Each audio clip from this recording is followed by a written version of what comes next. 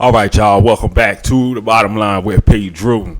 So before we get into the week 7 of the college football season, I just want to shout out Friday night.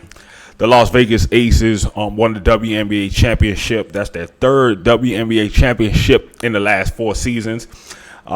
Asia Wilson gets her third title in the last 4 years, and she won her second WNBA Finals MVP. But now they done already started the GOAT talk. Listen, folks, listen. The girl been in the league for about 7 or 8, 6, 7, 8 years, something around there. It's way too early to talk about the GOAT talk. I mean, is she a great player? Yes. Do I believe she'll be a Hall of Famer? And do I believe she might be in the conversation? Yes, absolutely. And then to shout out, she is the first WNBA player to win Defensive Player of the Year, the scoring title, regular season, and Finals MVP. So that is a big accomplishment for her. She is the first player in history to do that. But when we talking about the GOAT talk, look, listen, folks, we got too many women that are in that category.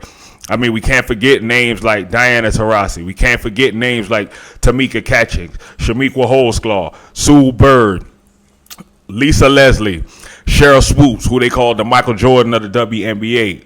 Cynthia Cooper won 4 WNBA championships in a row. The first 4 seasons the WNBA had came into existence. She won the first 4 titles and won all 4 WNBA Finals MVP. She was dominating the league, Cynthia Cooper was. Oh, and by the way, she was college teammates with the greatest women's basketball player to ever step on the court, and that's Cheryl Miller.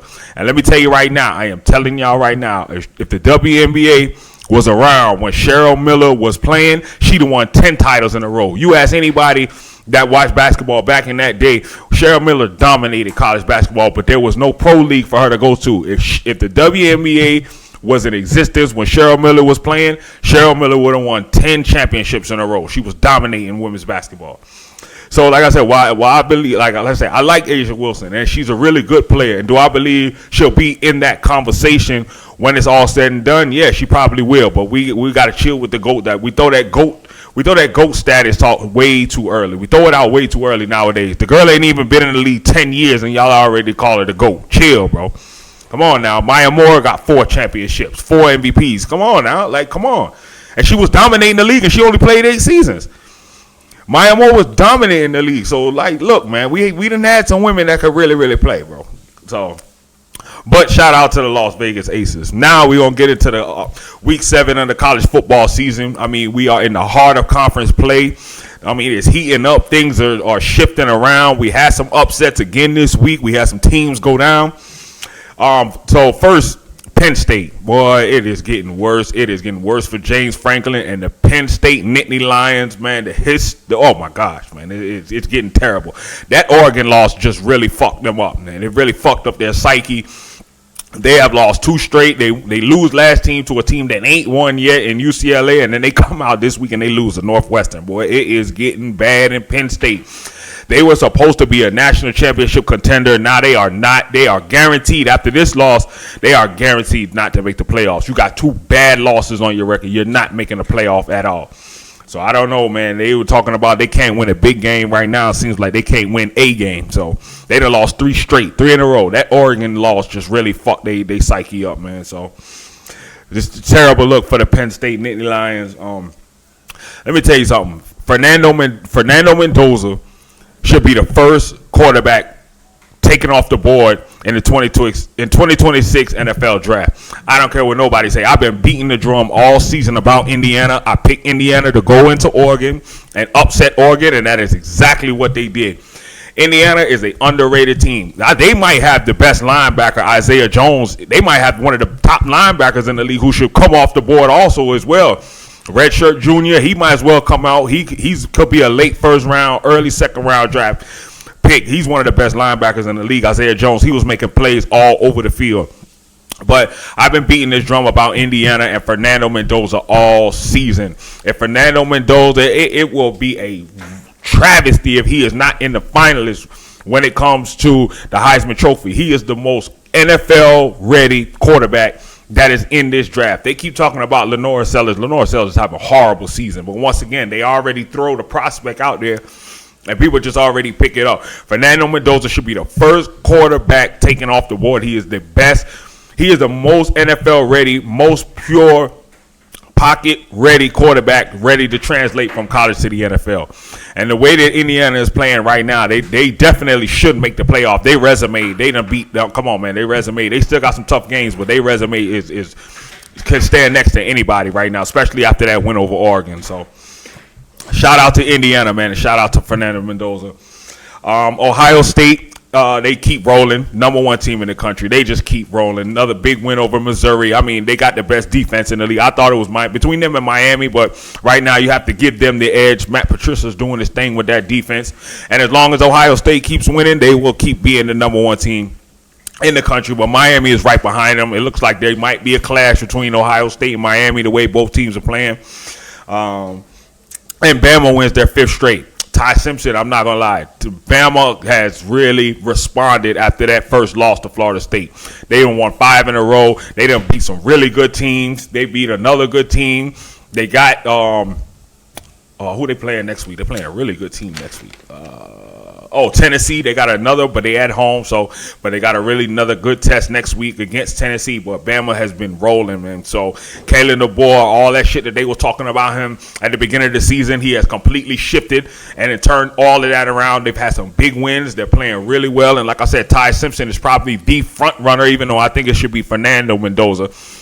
But he is the front runner as the bigger brand for the bigger team. He's the quarterback, so obviously he's the front runner. He's probably the front runner right now for the Heisman Trophy, especially the fact that Oregon and Dante Moore just lost. So shout out to Bama. They playing really, really well. Florida State, after that big win of Bama, they have just completely fell off the map. They can't win a conference game. 0-3 in the conference. They just can't. I mean, golly, man. They get upset this week again. I don't know, man. Florida State, they really look like, I mean, Tommy Castellanos really looked like he wanted to get into that Heisman thing and really thought that a lot of people thought that Florida State was back and that they had a chance to make the college football playoff, but they can't win a conference game. They lose to Pittsburgh. Pittsburgh is a good team, don't get me wrong, in the ACC, but Florida State was at home. That's a game that they needed to win if they were trying to keep their hopes alive, but they're 0-3 in conference play now, so their playoff chances have really, they probably just completely took themselves out of the conversation to even make the playoff.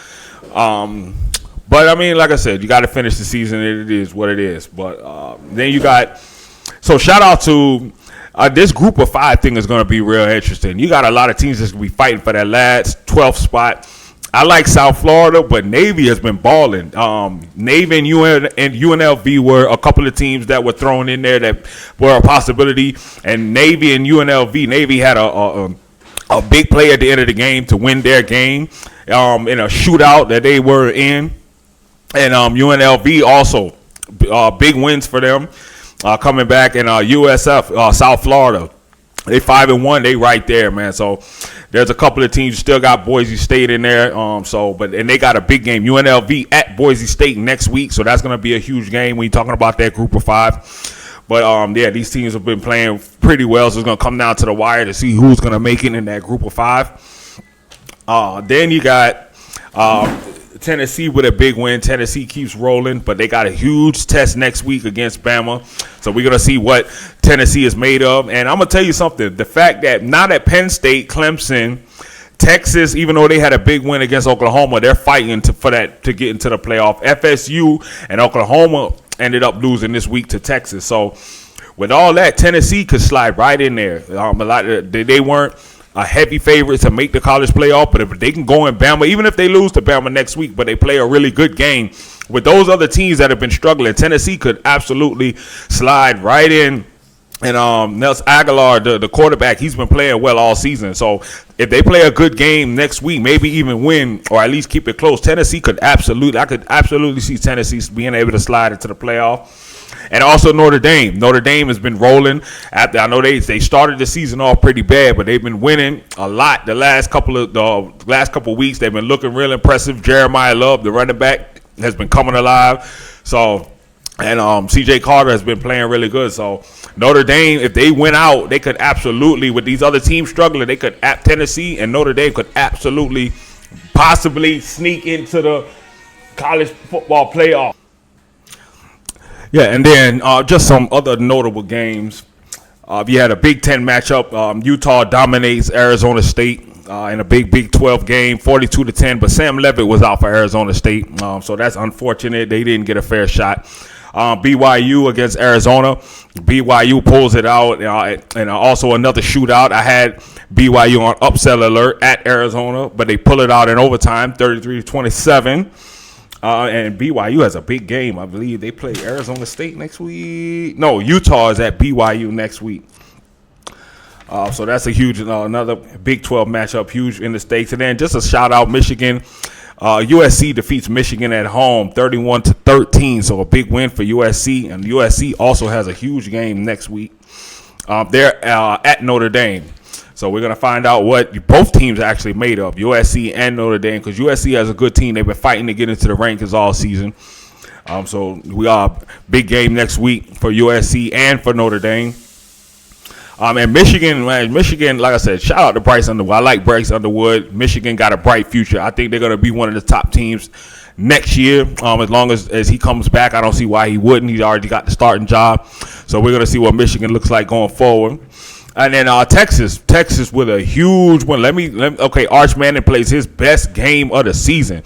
So Texas defeats Oklahoma in the Red River rivalry, 23-6. The defense showed up. The defense absolutely showed up for Texas. They got 3 interceptions on John Mateer. They were all over him all game. That Oklahoma offense couldn't do absolutely nothing. And Arch Manning has some big throws. He made some really good throws. The throws that we've been looking for all season. This is the kind of game that we were kind of looking for all season from Arch Manning. His numbers aren't going to pop out at you, but if you watch the game, Arch Manning was making some big-time throws, man. This was the Arch Manning that we've been looking forward to seeing all season. He really had a huge game. This was his best game by far this season. You're going up against undefeated, number 6 ranked Oklahoma. You haven't been playing good all season, and for you to play the way you played with your defense shutting down Oklahoma, you picked the perfect game to come out and do your thing. So shout out to Arch Manning. He looks like he's trying to finally come along, but like I said, by far this was the best game with all the stakes and the standards and the spotlight and everything that was going on. This was his best game that he played as far as the stage, the pressure and everything. This was the best game Arch Manning played all season. So shout out to Arch Manning and Texas. This is a big win. This is a big bounce back win. I don't know, because of the losses that they have. It's going to be real interesting coming down to the end of the season to see if they'll make, because they're still Texas.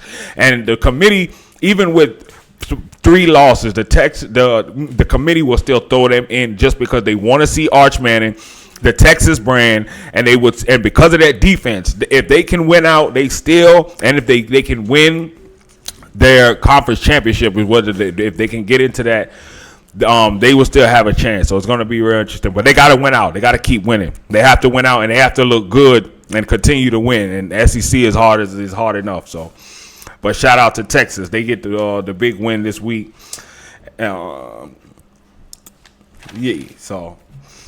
But yeah, man, so a real good week 7. And then just some notable games for next week. In week 8, you got Tennessee at Bama, probably the biggest game, SEC. Tennessee is at Bama. We're going to find out what Aguilar Tennessee is really, man. Same thing about Bama. So expecting a really good game. Got real big college football playoff implications in that game, especially coming down towards the end of the season. You got USC at Notre Dame. You got Utah at BYU. You got Texas Tech, and Texas Tech, man, they just keep on rolling, bro. They just keep winning, keep balling. Like I said, just putting up points all over the place. But Texas Tech is at Arizona State. I don't know if Sam Levitt is playing or not. If he's not playing, then easy favorite for Texas Tech. But they are at Arizona State, so we'll find out if he's going to play or not. You got UNLV at Boise State. That's that. Like I said, that's that big group of 5 game right there. Can UNLV stay undefeated at Boise State? You got Ole Miss who survived this week. Once again, those trap games, what I be saying, you have a big win and then you come back and you play a team that you should kind of beat and dominate when they had a scare, but they barely pull it out. They win by 3 points, but they did end up pulling it out and they won. So shout out to Ole Miss, but they got a huge game at Georgia next week. And you got, now for me, Indiana is at home next week against Michigan State. Once again, these are these trap games. You have your biggest winner of the season at Oregon. You're probably going to be in the top 5. You're going to be placed in the top 5 going into the next in the next week rankings. When the rankings come out, you probably will be top 5. You've been a sleeper all season. You've been flying under the radar. You've just been creeping up and up and up. And this is one of them trap games. Do not take Michigan State lightly. You're at home. You're coming off your biggest win of the season. This is a trap game. Do not sleep on Michigan State. If you get hype now, you done fought all this. And they're going to be talking about Indiana all week now because of the win. Do not let your guard down against Michigan State. Do not do it. That is a trap game. I hope Indiana understands that and they come out. I believe Fernando Mendoza is one of those quarterbacks because he's not a flashy guy. He's not one of those star ribbon guys. He doesn't have that kind of that kind of ego type of thing. They haven't been hyping him up, so I don't see him doing that. He's one of them kind of even keel guys. He stays even keel, so I don't see it, but it's still a trap game. They got to be careful. You got LSU at Vandy. Oh, and by the way, LSU, shout out to LSU. They got the win over South Carolina. Struggle game, but they did win. And let me tell you something real quick. Lenore, let me tell you something. This is what I'm saying about Fernando Mendoza, Lenore Sellers. Lenore Sellers has not been playing well all season. He's supposed to be they are talking about him possibly being the first pick in the draft, top 5 pick, but being the first quarterback coming off the board in this year's draft, next year's draft. I don't see he's not having a good season. His team is not having a good season. He's not having a good season. But this is what I be saying about those scouts. They already put him in that, and it's like they don't want to be wrong. They're just like, but it's the talent. It doesn't matter about this. It do matter about this. See, he's not playing well. I don't care what the talent is. I don't care what he looks like. I don't care what you think quarterback. Just because you evaluated him as a top quarterback, he is not looking like it. Fernando Mendoza's playing way better than him. Dante Moore's playing better than him. Nussmeier, he's not playing good. They got him up there. Cade Klubnik, they were talking about top 5 pick. He's not having a good season at all. So I just be trying to figure out how these guys be evaluating these quarterbacks. And if you do that, you have to reevaluate based on the season. It don't matter what you pre-evaluated or what you saw before or last year or 2 years ago. None of that matters. How does he look right now? But these guys be stuck on this. And then when they go do the mock drafts, when they already had these guys up in the top part of the draft, and that's why niggas be bust. That's why they be bust so much. Because you be having them already. He could have no winning season. They went 0-12, and they'll still say, but talent-wise, he's the best quarterback. No, he's not.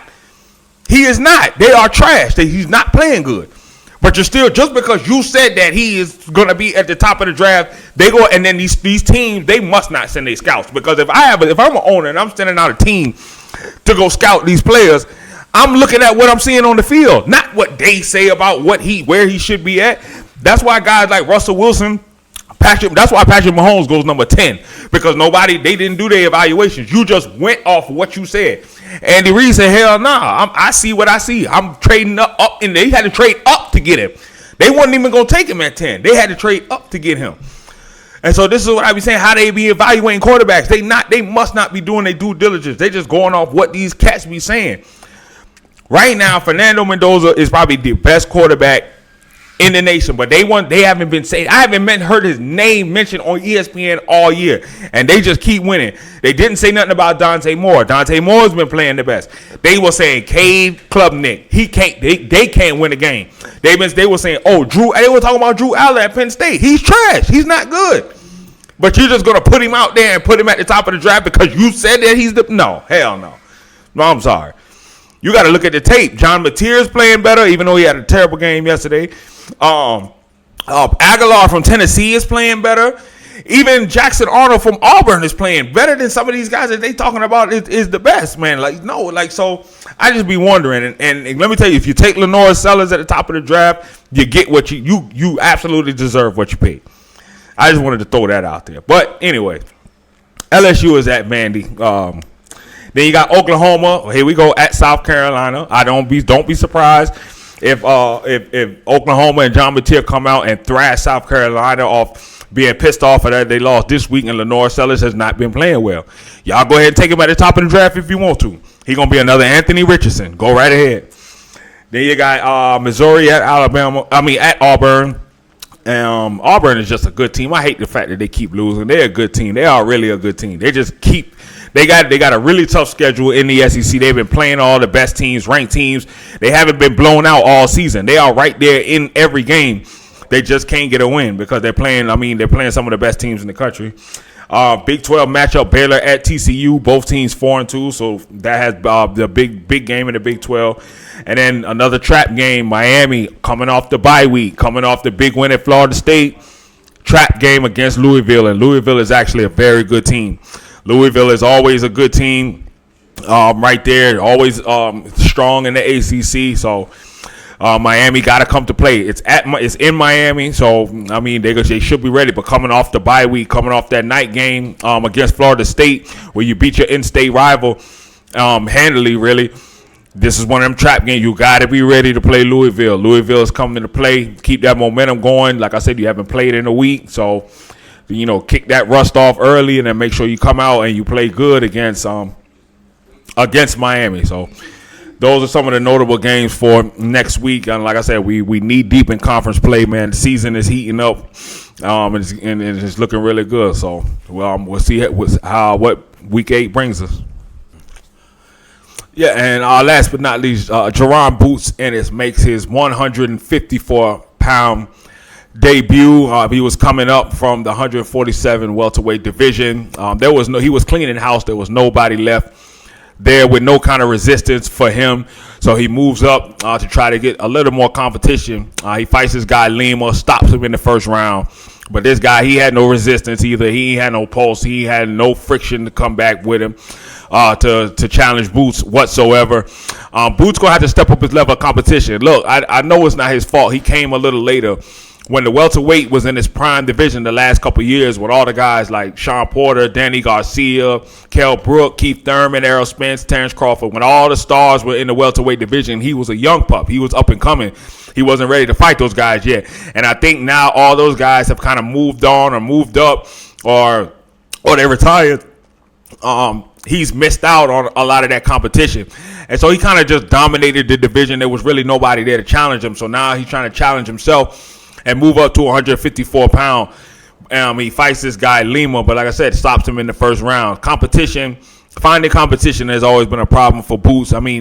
He maybe had fought two notable guys, but he hasn't had like that big signature fight yet. He's 35-0, and while his record looks good, he don't have nobody on that resume that we all know, and that's a champion that's really gonna challenge him.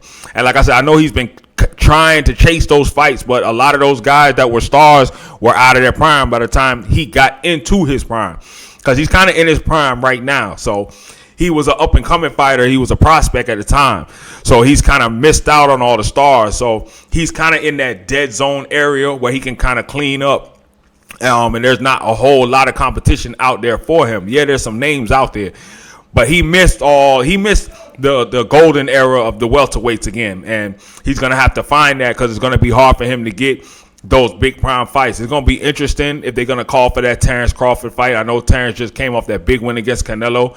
I wonder if he would take on the challenge, go back down to 154 and fight Boots. I'm not sure, but that's the only name that's really out there that's a big name that he could see. You got guys like Fundora that's out there. I know him and Keith Thurman are going to be fighting.